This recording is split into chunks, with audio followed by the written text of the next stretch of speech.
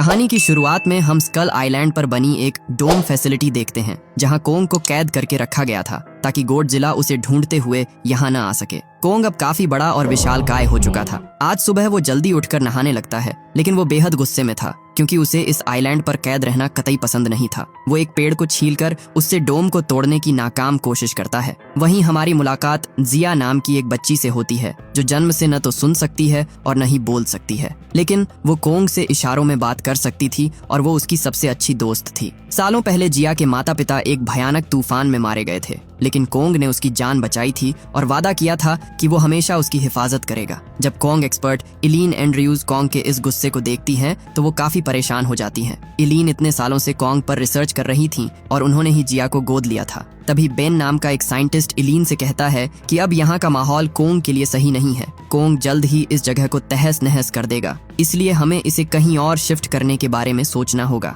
इलीन जवाब देती हैं कि कोंग सिर्फ इस टापू की वजह से ही महफूज है। अगर वो यहाँ से बाहर गया तो गोडजिला उसे ढूंढ निकालेगा और फिर इन दोनों महायोद्धाओं के बीच एक खौफनाक जंग होगी। ये दोनों कभी भी एक दूसरे के सामने नहीं झुकते, जिसके सबूत पुरानी लोक कथाओं में मिलते हैं, इसलिए हमें कोई दूसरा रास्ता निकालना होगा। इसके बाद हमारी मुलाकात बर्नी नाम के एक शख्स से होती है। बर्नी वैसे तो एक इंजीनियर है, लेकिन वो चोरी छिपे एक जासूस का काम भी करता है। वो अपना एक पॉडकास्ट चलाता है, जिसके जरिए वो एपेक्स कंपनी के काले राज दुनिया के सामने लाना चाहता है। उसे पूरा शक था कि एपेक्स कंपनी जरूर कोई ऐसी चीज बना रही है जो पूरी दुनिया के लिए बेहद खतरनाक साबित होगी। इसी सच्चाई का पता लगाने के लिए वो पिछले 5 सालों से इस कंपनी में काम कर रहा था। आज डेटा हैक करने के लिए वो एपेक्स के ट्रांसपोर्ट डिपार्टमेंट में जाता है, जहां वो बातों बातों में अपने दोस्त का ध्यान भटका देता है। जैसे ही उसका दोस्त बाथरूम जाता है, बर्नी इस मौके का फायदा उठाकर सारा डेटा हैक कर लेता है। उसे पता चलता है कि एपेक्स कंपनी किसी बहुत बड़े ऑब्जेक्ट को हांगकांग वाले हेडक्वार्टर में शिफ्ट करने वाली है, लेकिन तभी अचानक वहां खतरे का अलार्म बजने लगता है। बर्नी काफी डर जाता है क्योंकि उसे लगता है कि वो पकड़ा गया,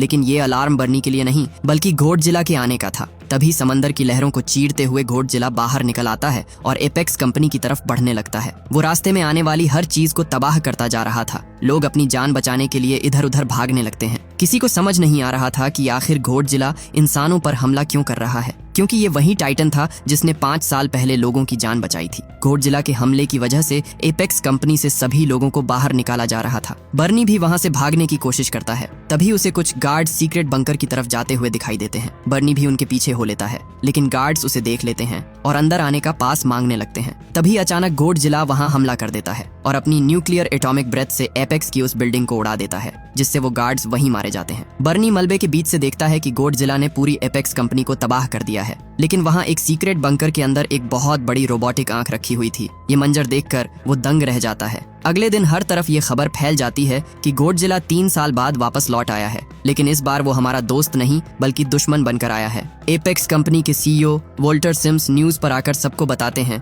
कि गोडजिला इंसानों के लिए एक बड़ा खतरा है, लेकिन मेरी कंपनी के पास एक ऐसा प्लान है जिससे हम उसे हमेशा के लिए खत्म कर देंगे। वहीं कॉलेज में पढ़ाई करने वाली मेडिसन नाम की एक लड़की भी इस न्यूज को देख रही थी। उसे इस बात पर रत्ती भर भी यकीन नहीं होता कि गोडजिला इंसानों का दुश्मन बन गया है, क्योंकि वो गोडजिला को बहुत अच्छे से जानती थी। एक समय पर गोडजिला ने उसकी और उसकी फैमिली की जान बचाई थी। मेडिसन भी बर्नी का पॉडकास्ट सुना करती थी, जिससे उसे अंदाजा हो गया था कि एपेक्स कंपनी के अंदर जरूर कोई ऐसी चीज मौजूद है जिसकी वजह से गोडजिला ने वहां हमला किया। मेडिसन अपने पिता मार्क रसेल के पास जाती है, जो टाइटन रिलीफ एजेंसी के लिए काम करते थे। मेडिसन उन्हें समझाने की कोशिश करती है और कहती है, पापा, आप माँ के साथ वहीं थे जब गोडजिला ने हमें बचाया था। वो कभी बिना वजह हमला नहीं करता। जरूर एपेक्स कंपनी ने ही उसके साथ कुछ गलत किया है। लेकिन मेडिसन के पिता उसकी बात नहीं मानते। वो उसे समझाते हैं कि जानवर भी इंसानों की तरह बदल जाते हैं और अब गोडजिला बदल चुका है, वो इंसानों को मार रहा है। निराश होकर मेडिसन वापस अपने घर आ जाती है और फिर से बर्नी का ब्रॉडकास्ट सुनने लगती है, जिसमें बर्नी दावा करता है कि एपेक्स कंपनी कोई बहुत बड़ा टाइटन बना रही है। ये बात सुनकर मेडिसन फैसला करती है कि वो बर्नी से मिलकर रहेगी। कहानी आगे बढ़ती है और हमें एपेक्स कंपनी के सीईओ वोल्टर सिम्स दिखाए जाते हैं, जो डॉक्टर नेथन से मिलने पहुंचते हैं। डॉक्टर नेथन असल में एक जाने माने साइंटिस्ट हैं, जिन्होंने होलो अर्थ पर एक किताब लिखी थी। होलो अर्थ हमारी धरती की गहराइयों में छुपी एक ऐसी रहस्यमयी दुनिया है जहां गोडजिला और कोंग जैसे विशालकाय टाइटन्स पैदा हुए थे। सालों पहले नेथन का भाई उस दुनिया के अंदर दाखिल हुआ था, लेकिन वो कभी वापस लौट कर नहीं आ पाया। वोल्टर डॉक्टर नेथन की तारीफ करते हुए कहते हैं, आपका होलो अर्थ का कॉन्सेप्ट वाकई बेहद लाजवाब है। इसके बाद वो नेथन को बताते हैं कि गोडजिला ने आज तक बिना किसी वजह के कभी हमला नहीं किया, मगर अब वो इंसानों का दुश्मन बन चुका है, इसीलिए हमें उसे हर हाल में रोकना होगा। वोल्टर डॉक्टर नेथन की मुलाकात अपनी कंपनी के chief technology officer mister rain से करवाते हैं। मिस्टर रेन उन्हें एक मैग्नेटिक इमेज दिखाते हुए समझाते हैं कि हमारी धरती के नीचे समंदर जितना बड़ा एक पूरा इकोसिस्टम मौजूद है। इस होलो अर्थ में एक बेहद ताकतवर और जादुई एनर्जी है, जिसकी बदौलत गोडजिला जैसे टाइटन्स का जन्म होता है। अगर हम किसी तरह उस एनर्जी को ढूंढ लें तो हम एक ऐसा मॉन्स्टर तैयार कर सकते हैं जो गोडजिला का मुकाबला कर सके। दरअसल एपेक्स कंपनी को इस मिशन के लिए डॉक्टर नेथन की जरूरत थी, क्योंकि उन्हें नहीं पता था कि होलो अर्थ के अंदर वो जादुई एनर्जी आखिरकार किस जगह पर मौजूद है। डॉक्टर नेथन इस प्लान को सुनकर कहते हैं कि होलो अर्थ में जाना नामुमकिन है। जब भी कोई इंसान होलो अर्थ के अंदर कदम रखेगा, वो वहाँ की रिवर्स ग्रेविटी यानी उलटे गुरुत्वाकर्षण के दबाव को झेल नहीं पाएगा और मारा जाएगा। मेरे भाई के साथ भी यही हुआ था, मैंने उसे हमेशा के लिए खो दिया। इस पर वोल्टर उन्हें भरोसा दिलाता है कि उनकी कंपनी ने होलो अर्थ एरियल व्हीकल बना लिया है, जो इस खतरनाक ग्रेविटी का सामना आसानी से कर सकता है। वो नेथन को इस मिशन को लीड करने के लिए मना लेता है। डॉक्टर नेथन अपना प्लान बताते हुए कहते हैं कि अगर इन टाइटन्स को होलो अर्थ से ही ताकत मिलती है तो हम किसी टाइटन की मदद से ही उस एनर्जी तक पहुंच सकते हैं। इस मिशन के लिए नेथन अपनी पुरानी दोस्त और कोंग एक्सपर्ट डॉक्टर इलीन एंड्रयूज के पास जाते हैं। वो इलीन को समझाते हुए कहते हैं, तुम्हारा हमेशा से मानना रहा है कि स्कल आइलैंड भी होलो अर्थ का ही एक हिस्सा है, जो समय के साथ धरती की सतह पर आ गया।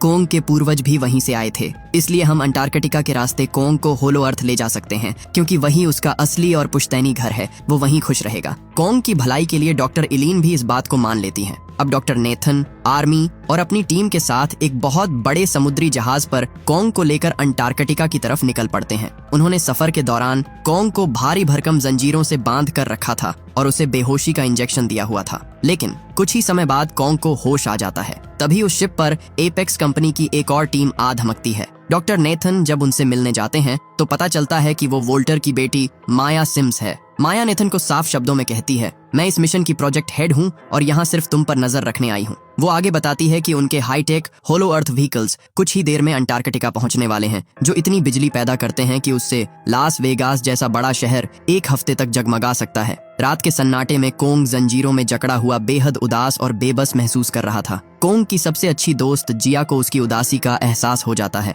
वो भारी बारिश के बीच कोंग के पास जाती है और इशारों में उससे कहती है, हम तुम्हें तुम्हारे घर ले जा रहे हैं। जब डॉक्टर इलीन जिया को वापस लेने वहां पहुंचती हैं, तो वो और वहां मौजूद सभी लोग यह देखकर दंग रह जाते हैं कि जिया और कोंग आपस में इशारों में बात कर रहे हैं। ये बात अब तक इलीन को भी नहीं पता थी। खतरे को भांपते हुए डॉक्टर इलीन आर्मी के हेड को सख्त हिदायत देती है कि जहाज को उन समुद्री रास्तों से बिल्कुल न ले जाया जाए जहां से गोडजिला गुजरता हो। अगर गोडजिला को जरा सा भी कोंग की मौजूदगी का एहसास हुआ तो वो उस पर टूट पड़ेगा। ये दोनों ही खुद को इस दुनिया का किंग मानते हैं, इसलिए कोई भी किसी के आगे घुटने नहीं टेकेगा। दूसरी तरफ कहानी फिर से मैडिसन पर आती है। मैडिसन अपने एक दोस्त जोश को चुपके से अपने घर के बाहर बुलाती है और वो दोनों उस पॉडकास्टर और हैकर बर्नी की तलाश में निकल पड़ते हैं। उनके पास बर्नी का कोई अता पता नहीं होता, इसलिए वो शहर की एक दुकान पर जाकर पूछताछ करते हैं। उन्हें पता था कि बर्नी को ब्लीच, एक तरह का केमिकल, बहुत पसंद था। उस दुकानदार की मदद से आखिरकार वो बर्नी के सीक्रेट ठिकाने पर पहुंच जाते हैं। जब मैडिसन और जोश उससे गोडजिला के हमले के बारे में पूछते हैं तो बर्नी उन्हें एक सुरक्षित रेस्टोरेंट में लेकर जाता है।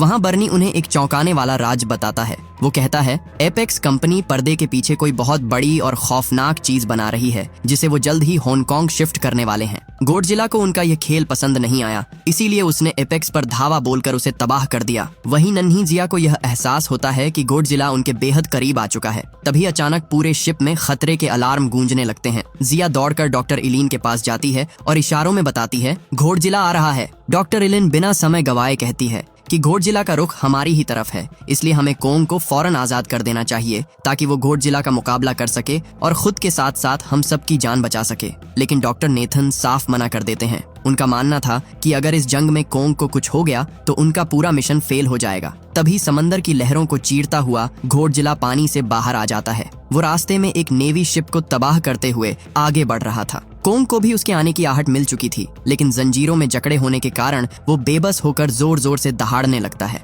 सेना गोडजिला को रोकने के लिए उस पर मिसाइलों से ताबड़तोड़ हमला शुरू कर देती है, लेकिन गोडजिला पर इन मिसाइलों का रत्ती भर भी असर नहीं होता। वो हवा में उड़ते फाइटर जेट्स को तिनके की तरह तबाह करता हुआ कोंग के शिप की तरफ बढ़ने लगता है। कोंग गुस्से से पागल होकर जंजीरें तोड़ने की नाकाम कोशिश करता है। तभी अचानक गोडजिला एक जोरदार टक्कर मारता है और कोंग का पूरा जहाज समंदर में पलट जाता है। हर तरफ चीख पुकार मच जाती है और लोग पानी में डूबने लगते हैं। डॉक्टर नेथन को जब कोई और रास्ता नजर नहीं आता तो वो झटपट कोंग की जंजीरें खोल देते हैं। आजाद होते ही कोंग फौरन उस पलटते हुए शिप को सीधा करता है, क्योंकि उसे पता था कि अंदर उसकी जान यानी जिया मौजूद थी। गोडजिला एक बार फिर पानी से ऊपर आता है। ये देखकर कोंग का गुस्सा 7वें आसमान पर पहुंच जाता है। वो एक शिप से दूसरे शिप पर छलांग लगाता हुआ आखिरी जहाज पर पहुंचता है और गोडजिला पर हमला कर देता है। दोनों महायोद्धा एक दूसरे पर खूंखार वार करते हैं और कोंग नीचे गिर जाता है, लेकिन कोंग हार नहीं मानता। वो फिर उठकर गोडजिला को एक ऐसा मुक्का मारता है कि गोडजिला सीधे समंदर में जा गिरता है। गोडजिला गुस्से में आ जाता है। वो पानी के अंदर से ही अपनी विनाशकारी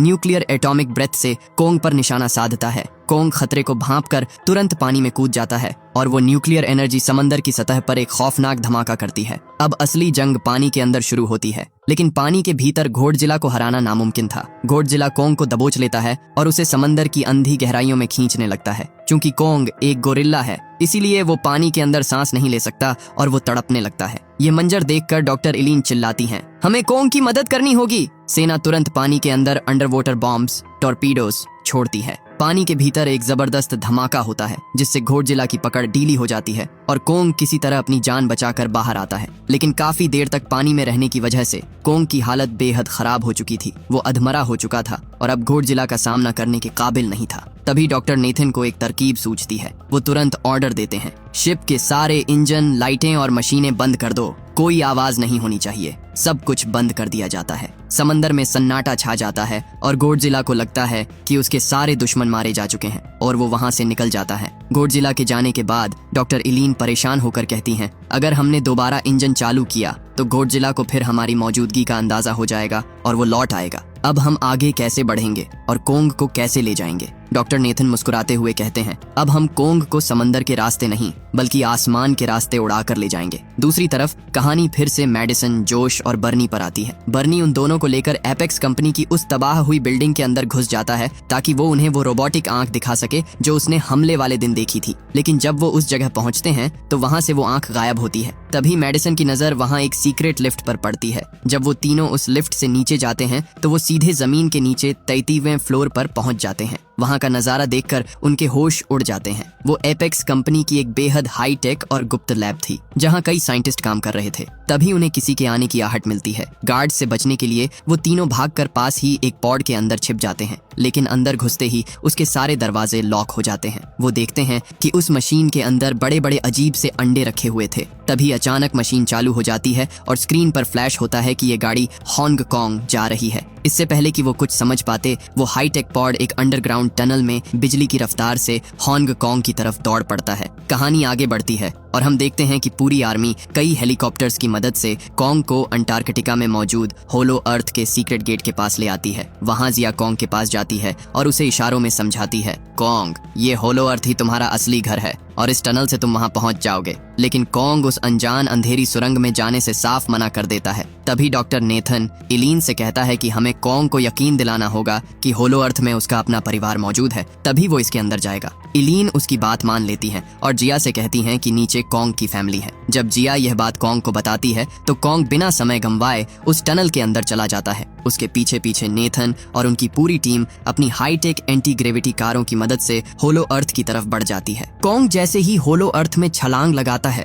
वहां का नजारा देखकर सबके होश उड़ जाते हैं। वो हमारी पृथ्वी से बिल्कुल अलग एक जादुई और अनोखी दुनिया थी जहां रिवर्स ग्रेविटी काम कर रही थी। हालांकि वहां का वातावरण बिल्कुल इंसानों के रहने लायक था। उलटी ग्रेविटी की वजह से नेथन और उसके साथियों को जोरदार चक्कर आने लगते हैं, लेकिन उनके हाईटेक व्हीकल्स उन्हें संभाल लेते हैं। वहां का नजारा बेहद खूबसूरत था और हर तरफ अजीबोगरीब जीव जंतु घूम रहे थे। तभी अचानक आसमान से एक बेहद खतरनाक उड़ने वाला मॉन्स्टर वॉरबेट उन पर हमला कर देता है। वो एक एंटी ग्रेविटी कार को पलक झपकते ही तबाह कर देता है और फिर जिया वाली कार की तरफ बढ़ता है। यह देखकर कॉन्ग बीच में आ जाता है और उस उड़ने वाले मॉन्स्टर को हवा में ही दबोच लेता है। दोनों के बीच जबरदस्त लड़ाई होती है और वो मॉन्स्टर अपने विशाल पंखों में कॉन्ग को जकड़ लेता है। कोंग को मुसीबत में देखकर डॉक्टर नेथन अपनी कार से उस मॉन्स्टर पर ताबड़तोड़ फायरिंग शुरू कर देते हैं। फायरिंग से मॉन्स्टर का ध्यान भटक जाता है और इसी मौके का फायदा उठाकर कोंग गुस्से में उस वॉरबेट का सिर धड़ से अलग कर देता है और उसका खून पीने लगता है।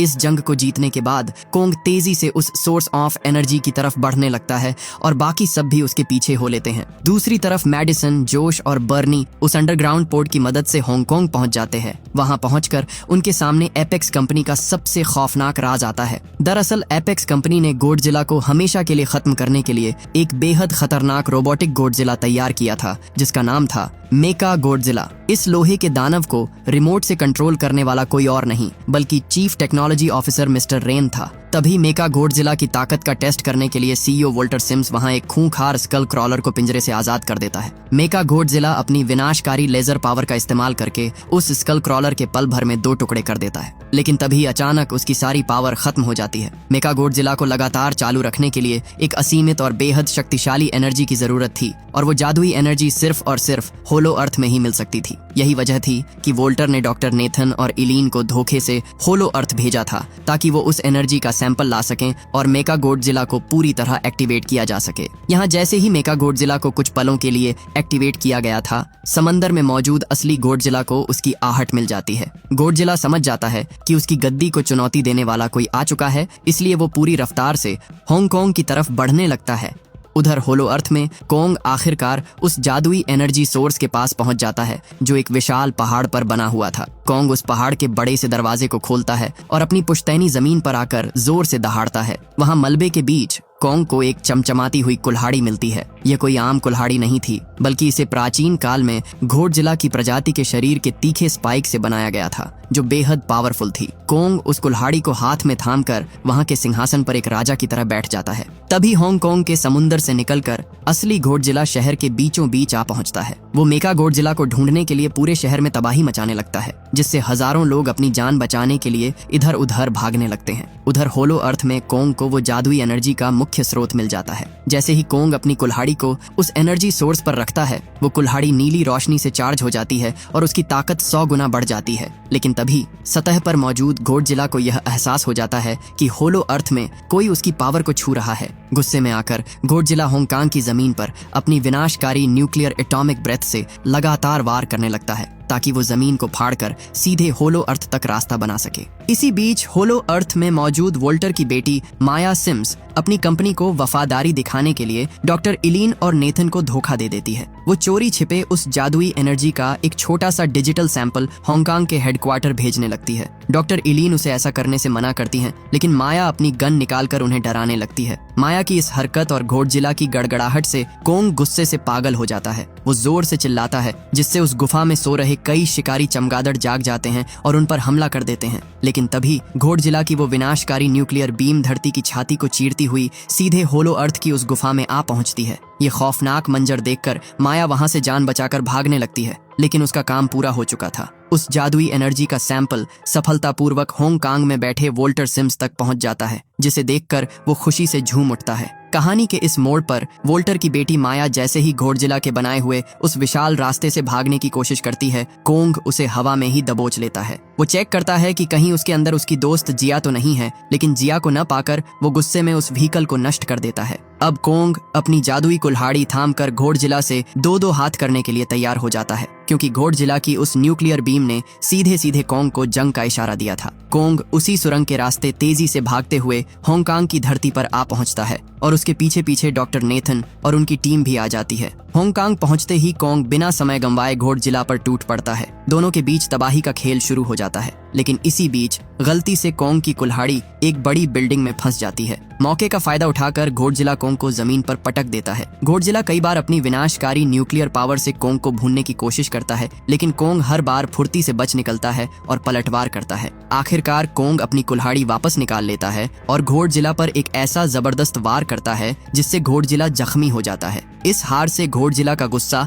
7वें आसमान पर पहुंच जाता है। वो अपनी पूरी ताकत से न्यूक्लियर अटैक करता है, लेकिन कोंग अपनी कुल्हाड़ी की मदद से उस खौफनाक एनर्जी को रोक लेता है। दोनों के बीच काफी देर तक खूनी जंग चलती है, लेकिन घोड़जिला अपनी न्यूक्लियर पावर की वजह से कोंग पर भारी पड़ने लगता है। लड़ाई के दौरान कोंग की कुल्हाड़ी दूर जा गिरती है और घोड़जिला कोंग को बुरी तरह लहूलुहान कर देता है। घोड़जिला कोंग की छाती पर पैर रखकर अपनी जीत की जोरदार दहाड़ मारता है। कोंग भी आखिरी सांस तक उसे घूरते हुए दहाड़ता है। गुस्से में घोड़जिला उसकी छाती पर एक आखिरी और जोरदार वार करता है, जिससे कोंग की बॉडी बुरी तरह डैमेज हो जाती है। कोंग को मरता हुआ छोड़कर घोड़जिला वहां से आगे बढ़ जाता है। दूसरी तरफ एपेक्स कंपनी के हेडक्वार्टर में वोल्टर सिम्स को होलो अर्थ की वो जादुई एनर्जी मिल चुकी थी। वो तुरंत उस एनर्जी की मदद से मेका घोड़जिला को पूरी तरह एक्टिवेट कर देता है। लोहे का यह दानव आकार में विशाल और बेहद ताकतवर था, लेकिन जैसे ही उसका सिस्टम ऑन होता है वो इंसानों के कंट्रोल से बाहर हो जाता है। मेका घोड़जिला का एआई सिस्टम सबसे पहले अपने ही मालिक